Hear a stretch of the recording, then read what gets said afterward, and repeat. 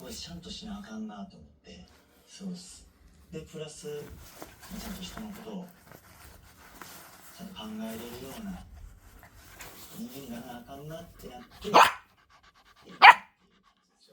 ジで構成した人なんですよ。どっちか言うといいや構成してる。なんかな高校に行ってまた私が戻ったきっかけとかあるんですか？どうしようもなかったからほんまに。